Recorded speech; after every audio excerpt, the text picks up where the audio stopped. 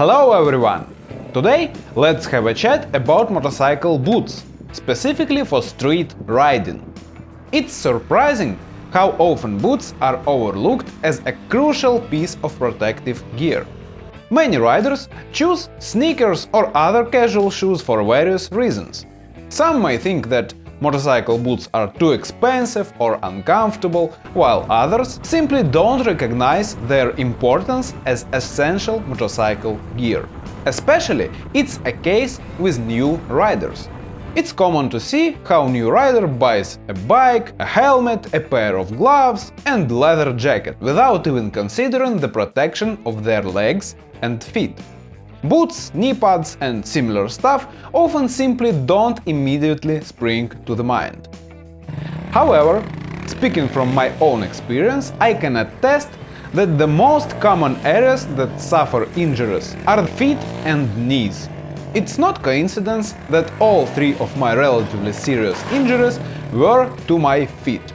During a fall from a bike, our feet can easily become trapped between the bike and the pavement, get hit by footpegs or panniers, or even run over by the rear wheel in some cases. While feet injuries may not be life-threatening, they are incredibly common and certainly not pleasant. That's why proper foot protection on a motorcycle is just as important as gloves and jackets. If we take an imaginary scale where 0 is the least amount of protection, like bare feet or flip-flops, and 10 is MotoGP super high-level protection boots with the separate outer and inner boots. In between, there will be a wide range of motorcycle boots designed to meet the specific needs and preferences of different riders. And I have a few pairs of radically different style street boots, and I'd love to show you the key features that make each pair more or less protective and comfortable to wear. Let's start somewhere in the middle of the spectrum, which would be around 4 or 5 points. Here we have the standard boots from Solco, which I've been using for about 6 or 7 months here in Buenos Aires. These boots are very cheap and provide a basic level of protection. As you can see, they have a few visible impacts from my training, making them a perfect example to discuss the key areas of boot protection. When evaluating the protection level of a boot, there are 5 important areas to consider: the toe, the heel, ankle protection, sole rigidity, and torsional strength of the boot. These aspects play a crucial role in keeping our feet safe and secure while riding. As you can clearly see, toe impacts are quite common thing. The toe reinforcement, which usually consists of a plastic insert, plays a significant role in providing added protection. When shopping for a new pair of boots, it's important to ensure they have this feature. The heel of these particular boots is not reinforced, it just has an extra material which adds a little rigidity, but not that much. It doesn't offer substantial protection in this area. These boots are made from synthetic leather, by the way, which provides less abrasion resistance compared to genuine leather. As you can see, the synthetic leather has worn all the way through to the insert, which wouldn't have been an issue with real leather. In the ankle area, there are protective inserts on both sides, which is important for basic protection. If the boot becomes trapped under the bike, this area is very susceptible to impacts, so it's nice to have some protection here. The sole rigidity of these boots is only slightly higher than that of a normal sneakers. It doesn't effectively protect against hyperextension in this area. While a soft sole offers comfort, it unfortunately compromises protection, which is often the case with road-oriented boots. Torsional protection is also lacking here. Although these boots are slightly stiff, they provide minimal torsional support. In a moment I'll show you how it's done on more expensive boots. These cheaper boots, priced around $50, do offer a basic level of protection, making them better than nothing. They have served me well for half of a year of riding, including some training sessions. Now let's take a look at another pair. These are the CD boots, which I recently got at a very good price in almost new condition. I'm quite familiar with them because they're the exact same model I used to wear back in my days in Mother Russia. These boots offer significantly more protection, rating around 8 or maybe even 9 out of 10 on my imaginary scale.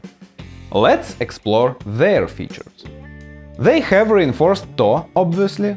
The sole of these boots is still flexible, but much stiffer compared to the Solco boots. The heel is equipped with a massive bumper that absorbs a substantial amount of impact force. The ankle area is excellently protected with a robust plastic construction. One crucial aspect is the torsional protection provided by this outer joint.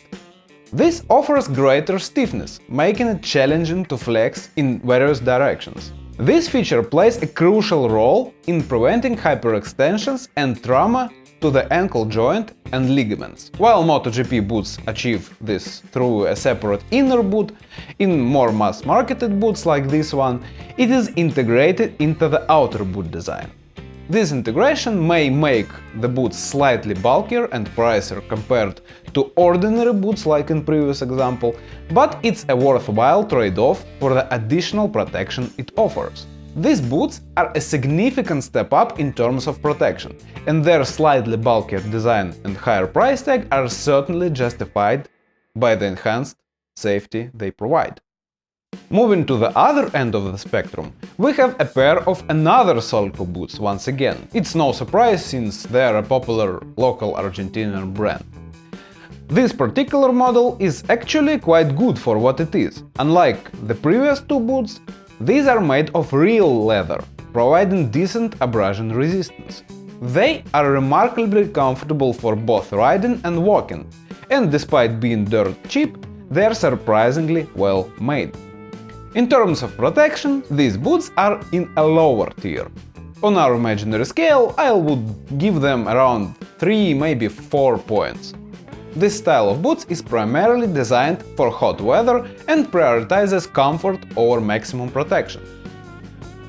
They provide toe protection, which is a nice feature, but the heel is not reinforced. There are basic protection inserts on both sides for the ankle, which is essential.